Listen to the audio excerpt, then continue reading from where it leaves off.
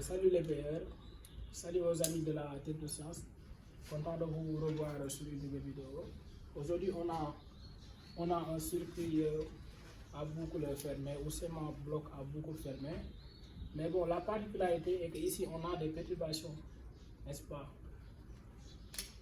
Donc ici, P de P représente la perturbation. Donc pour déterminer la fonction de transfert du système, il va de soi que soit on coupe E de P, déterminer une fonction de transfert propre à E de P, et après on fait la même chose avec P de P. Ok? Bon, c'est connu sous le nom du théorème de superposition. C'est la même chose qu'en électricité. Dans un premier temps, on va essayer de couper P de P, n'est-ce pas? Et dans une seconde période, on va essayer de couper E de P. Bon, pour commencer, on suppose que si P de P égale à 0, c'est-à-dire notre perturbation P de P égale à 0, dans ce cas, on peut transformer notre circuit.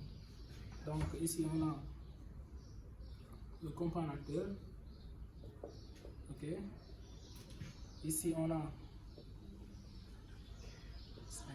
Ici, on a... Donc ici, si on avait un signe, moins, on ne peut pas supprimer directement le comparateur. Mais ici, on a un signe plus. C'est la raison pour laquelle on va directement éliminer le comparateur. Donc, on va multiplier par K sur P 2 plus P. Bon, on pouvait faire ça directement parce qu'on constate que 5 et ce bloc sont en série. On pouvait mettre directement 20 sur P plus 2 sur 2 plus P. C'est la même chose. Donc ici, on a deux fonctions de transfert qui sont en série, n'est-ce pas? On peut faire le produit. Donc ici, on a P sur 20.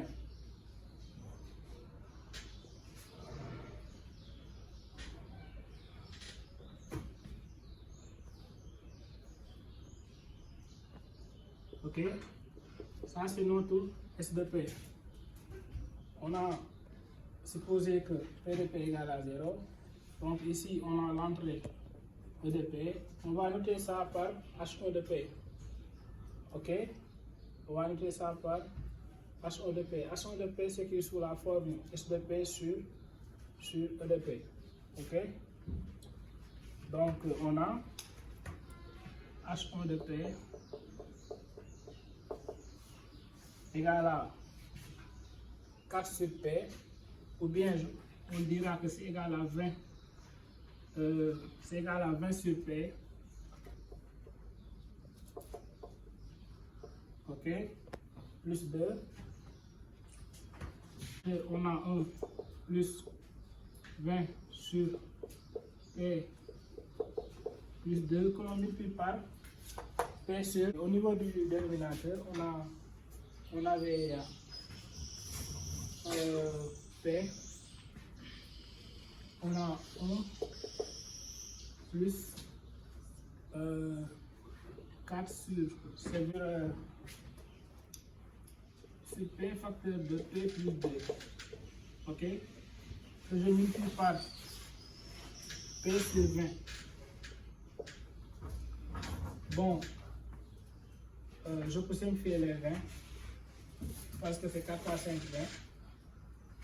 Donc ici, on aura 20 sur P facteur de P plus 2. Ici, je vais réduire au même dénominateur, c'est-à-dire P de P plus 2 plus P sur P facteur de P plus 2. Je simplifie les P facteurs de P plus 2, n'est-ce pas? Donc ça va rester 1 sur P facteur de 20 sur P plus 2 plus 1. Donc finalement, on a H1 de P n'est rien d'autre que 20 sur P plus 2 plus P. Ok? Donc, on a H1 de P si P de P est égal à 0. On va faire la même chose avec H2 de P si E de P est égal à 0. Donc, si E de P est égal à 0, au lieu d'avoir S de P sur E de P, on aura S de P sur P de P. Bon, d'après ce qui précède, on avait déjà déterminé H1 de P, c'est-à-dire notre première fonction de transfert. Donc, pour la suite, on va essayer de déterminer H2 de P. Et au final, on va essayer de faire la somme, c'est-à-dire ici H1 de P plus H2 de P, c'est ça l'objectif. Donc ici on a deux entrées, E de P et P de P. P de P représente notre perturbation. D'après ce qui précède, on avait supposé que P de P est égal à 0. Si P de P est égal à 0, on a H1 de P qui est égal à 20 sur P, facteur de P plus 2 plus P. Okay. Et si E de P est égal à 0, c'est-à-dire l'entrée égale à 0, on a ici moins 1. Donc au niveau du cercle de retour, toujours, on a ici 5, ici P, ici 1 sur 20. Donc on peut faire le produit, c'est-à-dire 5 multiplié par P, multiplié par 1 sur 20. Donc ce qui nous donnera 5P sur 20. N'est-ce pas? Au niveau du cercle direct, on a 4 sur P, facteur de P plus 2. Ici, on a S de P.